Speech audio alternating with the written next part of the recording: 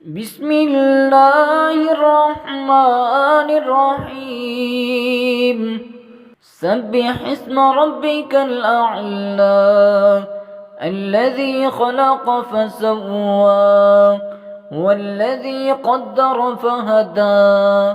والذي أخرج المرعى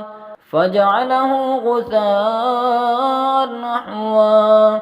سنقرئك فلا تنسى إلا ما شاء الله إنه يعلم الجهر وما يخفى ونيسرك لليسرى فذكر إن نفعت الذكرى سيذكر من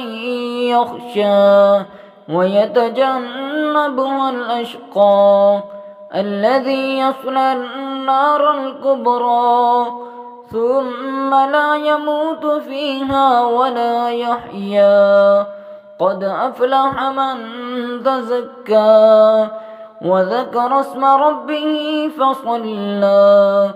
بل تؤثرون الحياة الدنيا والآخرة خير وأبقى